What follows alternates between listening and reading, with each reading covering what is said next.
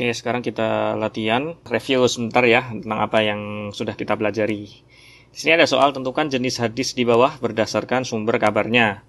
Apakah qudsi, marfu atau marfu hukman, maqtu atau mauquf? Langsung saja ya. Yang pertama, qala Jabir radhiyallahu ta'ala an, kanatil yahudu taqul man antamra'atahu min duburiha fi qubuliha ja'al waladu ahwal. Fa anzalallahu nisa'ukum harthul lakum. Di sini ada hadis ya kan dari Jabir radhiyallahu taala an yang mengatakan bahwasanya dulu orang Yahudi mengatakan bahwasanya orang yang menjimai ya kan istrinya dari belakang ya kan maka nanti anaknya akan cacat ya, seperti itu. Maka Allah menurunkan ayat nisa'ukum harthul lakum fa'tu harthakum annasyitum. Sekarang apa jenis hadisnya ini? Apakah dia hadis qudsi, marfu hukman, maqtu atau mauquf? Gimana? Bisa jawab nggak? Lihat dulu nih sekarang, kan berdasarkan sumbernya. Ini sumbernya siapa? Sumbernya adalah Jabir. Berarti kalau sumbernya dari Jabir, Jabir ini siapa? Jabir kan sahabi ya.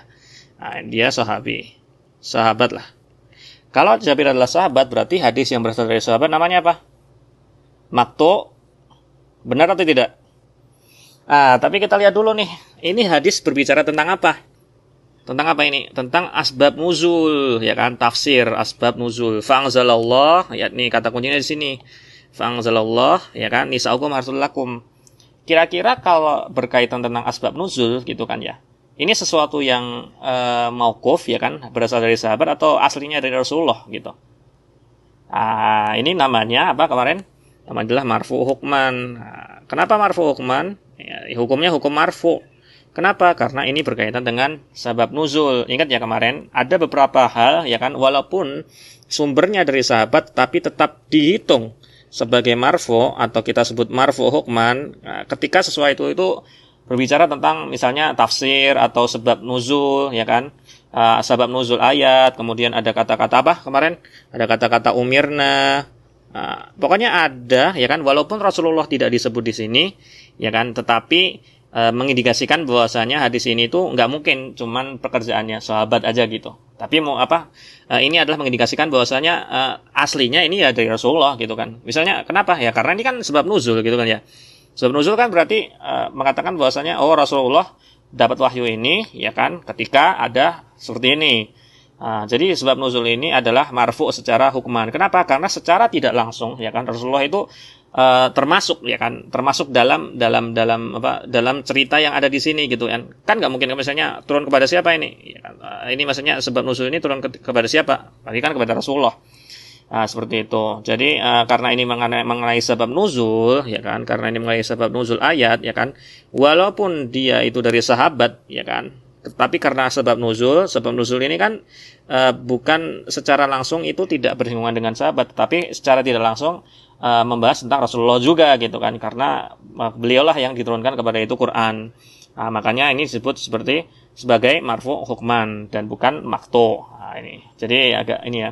Apa aja kemarin lafadznya kalau masih ingat, ada umirna ya kan, umirna bla bla bla bla. Misalnya sahabat ngomong kita disuruh atau sahabat ngomong kita dilarang. Siapa yang melarang atau siapa yang menyuruh? Walaupun Rasulullah tidak disebutkan, tapi secara tidak langsung itu pasti beliau di dalam ini secara tidak langsung beliau terlibat dalam matan ini atau dalam kasus ini. Seperti itu. Makanya ini namanya marfu hukman dan bukan maqtu. Gitu ya. Oke, sekarang soal kedua. An Aisyah radhiyallahu taala anha anna Nabi sallallahu alaihi wasallam idza dakhala baitahu bada'a bisiwa. Jadi dari Aisyah radhiyallahu taala anha ya kan, bahwasanya Nabi sallallahu alaihi wasallam ketika beliau masuk rumah ya kan, kemudian beliau mulai atau menggosok giginya dengan siwak. Ya, maksudnya ini sunnah dalam menggunakan siwak. Hadisnya seperti ini. Oke, sekarang apakah ini hadis qudsi, marfu hukman atau maqtu atau mauquf? Kita lihat. An Aisyah radhiyallahu taala anha. Ini ada sahabat ya. Oke, ada sahabat. Annan Nabi sallallahu alaihi wasallam, bahwasanya Nabi sallallahu alaihi wasallam idza dakhala baitahu, jika masuk rumah bada'a bisiwak. Sini siapa yang disebut di sini? Siapa subjek yang dibicarakan di sini? Ada siapa? Ya, ada Nabi kan. Ada Nabi nih, Nabi sallallahu alaihi wasallam. Apa namanya kalau misalnya sumbernya itu dari Nabi atau hadisnya itu dari Nabi? Berarti namanya marfu. Oke, ini namanya marfu. Tapi jenisnya apa? Jenis marfu apa? Apakah perkataan atau perbuatan? Ini perbuatan ya kan? Lihat apa? Bada'a bisiwak. Nah, berarti apa? Marfu fi'li. Oke, karena marfu yang berkaitan dengan perbuatan. Marfu fi'li. Bedanya apa sih kalau yang marfu hukman, kalau misalnya ada yang belum jelas marfu hukman. Kalau marfu hukman itu Rasulullah nggak disebutin gitu kan. Tapi Rasulullah itu seakan-akan diindikasikan termasuk dalam itu. Seperti apa? Misalnya sebab nuzul, ya kan, tafsir ayat itu kan diindikasikan bahwasanya yang mendapatkan itu adalah Rasulullah gitu, walaupun tidak disebutkan dalam dalam matannya gitu. Kalau marfu, ya kan, marfu biasa, itu Rasulullah disebutkan secara eksplisit gitu. Misalnya An-Nabi sallallahu alaihi wasallam fa'ala kada, ya kan, Nabi melakukan ini, Nabi berkata seperti ini, sifat Nabi seperti ini, Nabi membolehkan ini, ya kan, Nabi diam dalam melihat ini dan lain sebagainya. Jadi eksplisit gitu. Jadi kalau marfu ini intinya eksplisit ya. Maksudnya kelihatan di situ ada kata-kata Rasul, ada kata-kata Rasulullah di situ jelas. Nah, ini maka disebutkan marfu. Tapi kalau misalnya tidak ada seperti yang di atas ini, sudah disabir ini ya. Ini namanya marfu hukman. Jadi walaupun tidak ada kata Rasul, tapi terindikasikan Rasul ada di situ karena tadi kita ngomong bahwasanya itu adalah sebab nuzul. Dan yang lainnya banyak kita sudah bahas di yang di pembahasan marfu hukman di hadis maqtu ya. Kemudian nomor 3 langsung, karena Ibnu Umar radhiyallahu taala anhuma yufariqu sahibahu liyalzamal bai'. Nah, bahwasanya Abdullah bin Umar radhiyallahu taala anhu yufariqu sahibahu liyalzamal bai'. Jadi Ibnu Umar, ya kan, kalau misalnya sedang berdagang jual beli, ya kan, kalau mau memutus akadnya, maksudnya biar transaksi selesai, maka beliau langsung meninggalkan sohibnya atau meninggalkan partner yang dia transaksi itu agar menyelesaikan perdagangannya. Oke, sekarang ini namanya apa? Siapa yang dibicarakan di hadis ini siapa? Siapa ini? Ibnu Umar radhiyallahu taala anhu. Siapa itu Ibnu Umar? Abdullah ibnu Umar. Siapa Abdullah bin Umar? Beliau adalah sahabat ya. Oke, ada Rasulullah nggak di sini? Ada Rasulullah nggak di sini? Oh, nggak ada. Ada yang mengindikasikan Rasulullah terlibat nggak dalam perbuatan ini? Enggak ya, ini murni perbuatannya Ibnu Umar ya. Bahasanya Ibnu Umar ya kan, kalau misalnya beliau ya kan berjual dagang, maka beliau melakukan seperti ini, atau sikap beliau adalah seperti ini. Ini kan murni mengisahkan tentang perbuatannya Ibnu Umar gitu kan ya. Maka kalau misalnya itu berarti kan dinisbahkan atau disandarkan perbuatan kepada sahabat. Maka apa namanya kalau hadis itu berasal dari sahabat? Nah, maka namanya adalah bukan maktu, tapi apa? Mauquf. Ya, namanya mauquf. Sekarang mauquf apa ini? Apakah perbuatan atau perbuatan ya? Lihat, yufarik kan berpisah, berarti mauquf fi'li. Itu ya, bisa bedakan ya. Oke. Mauquf fi'li. Kuliah nomor 4. Qala Sa'id bin Musayyib rahimahullah, qad balagtu 80 sanah wa ma syai' akhwaf 'indi minan nisa. Kata Sa'id bin Musayyib rahimahullah, ya kan, umurku sudah mencapai 80 tahun, tetapi tidak ada yang lebih aku takutkan daripada fitnah perempuan. Nah, oke, sekarang ini hadis apa kira-kira? Pertama kita harus tahu ya, siapa ini yang sedang berbicara, siapa di sini? Siapa ini? Di sini Sa'id bin Musayyib rahimahullah. Nah, ternyata beliau, kalau misalnya kita sering mencari, beliau adalah seorang tabi'in. Nah, berarti ada nggak sahabat di sini disebutkan nggak? Ada nggak Rasulullah atau siapa? Nggak ada ya. Kalau nggak ada, berarti kan ini berhenti di tabi'in. Apa namanya hadis kalau dia berhenti di tabi'in?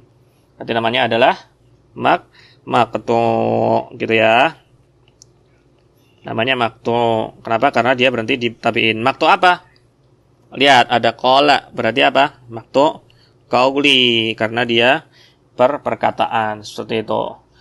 Oke, pastinya kita harus ngecek ya, gitu ya. Misalnya kalau misalnya nggak tahu, ya kan, nggak tahu siapa ini Jabir, nggak tahu Aisyah, nggak tahu Ibnu Umar, nggak tahu siapa ini Sa'id bin Musayyib, itu kan kita harus tahu dulu. Seperti yang kita bilang, harus balik ya ke buku, ya kan.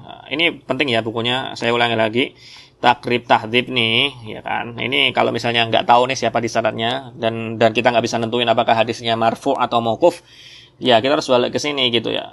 Balik ke sini. Nanti sebutin, misalnya lu cari Sa'id bin Musayyib, oh ternyata di buku ini, di Takrib Tahdzib ini, beliau disebutkan adalah seorang tabi'in. Oh berarti hadisnya adalah maqtu'. Nah, misalnya seperti itu. Tapi juga ya kan, nggak perlu sih seharusnya misalnya sering-sering balik ke sini. Nanti kalau misalnya kita udah sering nih, ya kan kita kalau misalnya hadis sering praktek gitu kan, sering baca hadis di buku sunnah, misalnya buku punya Bukhari atau siapa gitu kan, kalau sering baca ya kita pasti tahu sendiri dong, misalnya Ibnu Umar, oh ini pasti namanya Abdullah, Ya, Jabir ini pasti Jabir ibnu Abdullah, nggak mungkin Jabir ibnu Abdurrahman, itu nggak mungkin. Sa'id ibn Musayyib itu pasti tabiin. Misalnya siapa? Urwah bin Zubair, oh itu berarti anaknya Zubair bin Awam dan lain sebagainya itu. Mungkin pertama kita akan balik ke sini ke buku ini takrib ya kan. Tapi kalau udah terbiasa ya kan, udah terbiasa, lu akan tahu oh ini sahabat, ini sahabat, ini bukan sahabat, ini tabiin, ini bukan tabiin. Akan tahu dengan sendirinya gitu ya. Makanya sering-sering praktek aja gitu ya. Kan sama seperti ilmu yang lain, jadi ilmu hadis sering praktek biar kita bisa tahu nih ya kan. Ini penting banget ya. Lu tahu siapa aja sahabat, siapa aja tabiin, ini penting banget gitu. Nanti ada pembahasan sendiri di ilmu hadis, cuma pembahasannya nanti insya Allah akan kita singgung di akhir. Nah, ini kita hanya latihan saja menentukan apa hadis qudsi atau marfu hukman, maqtu dan mauquf. Seperti itu ya. Untuk misalnya yang lain bisa dicari sendiri. Ya kan, kembali ke kitab hadis ya kan, buka ya kan, coba tentuin. Nah, ini hadis apa kira-kira. Nah, itu coba sendiri, latihan-latihan, coba-coba. Seperti itu.